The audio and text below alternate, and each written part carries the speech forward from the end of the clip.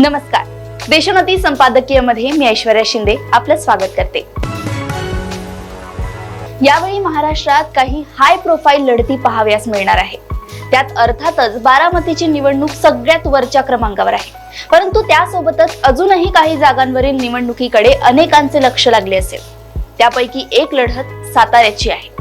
दोन्ही आघाड्यांकडून अजूनही साताऱ्यासाठी उमेदवारांची अधिकृत घोषणा झाली नाही. महायुतीमध्ये ही जागा वादाचे कारण ठरली होती. मागच्या लोकसभा निवडणुकीत उदयनराजे यांनी राष्ट्रवादी काँग्रेसकडून लढताना इथे विजय मिळवला होता. परंतु नंतर त्यांनी लोकसभा सदस्यत्वाचा आणि राष्ट्रवादीचा राजीनामा देत भाजपमध्ये प्रवेश केला. त्यानंतर झालेल्या पोटनिवडणुकीत उदयनराजे भाजपकडून उभे होते. परंतु राष्ट्रवादी काँग्रेसच्या श्रीनिवास पाटील यांनी त्यांचा पराभव केला. पुढे उदयनराजे यांना राज्यसभेवर घेत भाजप नेत्यांचे राजकीय पुनर्वसन केले.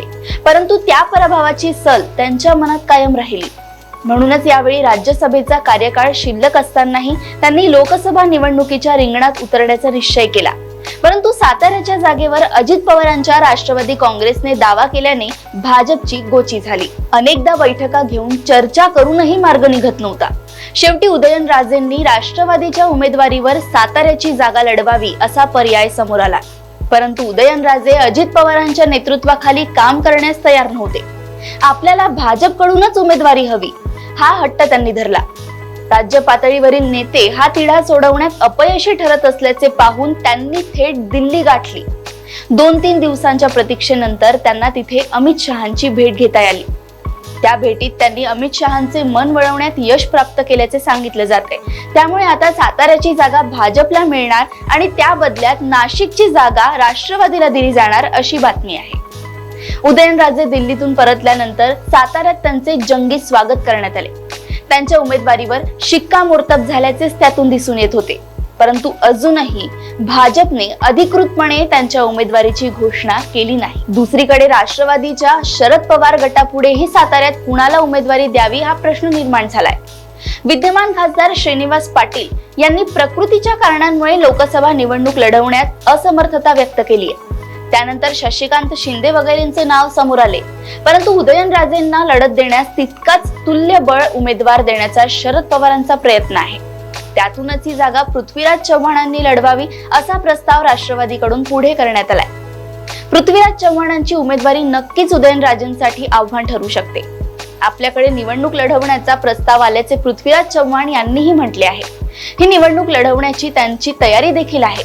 परंतु आपण काँग्रेसचे राष्ट्रीय पातळीवरील नेते असल्यामुळे राष्ट्रवादी काँग्रेसच्या तिकिटावर ही निवडणूक लढवू शकत नाही असे त्यांचे म्हणणे आहे. ही निवडणूक आपण लढलोच तर काँग्रेसच्या तिकिटावर लढू अशी भूमिका त्यांनी घेतली आहे आणि या संदर्भातील निर्णय शरद पवार आणि राष्ट्रवादीतील अन्य ज्येष्ठ नेत्यांनी घ्यावा अशी त्यांची भूमिका आहे. शरद पवारांनी ही जागा काँग्रेससाठी सोडण्याची तयारी दर्शवली तर साताऱ्यातील लढत नक्कीच रंजक ठरणार आहे. उदयनराजे आणि पृथ्वीराज चव्हाण हे दोघेही तुल्यबळ नेते आहेत. मागच्या निवडणुकीत पराभव झाल्याने सातारकर जनतेची थोडी सहानुभूती उदयनराजेंच्या बाजूने झुकल्याचे दिसतंय. परंतु फलटणचे रामराजे निंबाळकर, अकलूजचे मोहिते पाटील यांच्या भाजपवरील नाराजीचा परिणाम साताऱ्यातही जाणवू शकतो. राष्ट्रवादी काँग्रेसची ताकद दुभंगलेली असली तरी अजित पवार गटाची उदयनराजेंना किती मनापासून साथ लाभते हा देखील एक मुद्दाच आहे. शिवाय पृथ्वीराज चव्हाणांसारखा स्वच्छ प्रतिमेचा नेता समोर असेल तर उदयनराजेंना आपली संपूर्ण ताकद पणाला लावावी लागेल. एकंदरीत उदयनराजे आणि पृथ्वीराज चव्हाण अशी ही लढत झाली तर साताऱ्याचा अजिंक्य तारा कोण सर करणार ही मोठी उत्कंठतेची बाब ठरणार आहे. एकूणच बारामती, सातारा, माढा, सोलापूर या संपूर्ण टापूत राज्यातील सर्वाधिक लक्षवेधी लढती रंगण्याची शक्यता निर्माण झाली आहे. यात सांगलीचाही समावेश होऊ शकतो. सांगलीत मैत्रीपूर्ण लढतीवर काँग्रेस ठाम राहिली तर इथली ही लढत अतिशय रंगतदार ठरण्याची शक्यता आहे. अशाच राजकीय घडामोडी व अपडेट सोबत पुन्हा भेटूया देशोन्नती संपादकीय मध्ये. बघत रहा देशोन्नती. नमस्कार. ठळक घडामोडींसाठी देशोन्नती न्यूज चॅनलला सबस्क्राईब करा आणि बेल आयकॉन प्रेस करा.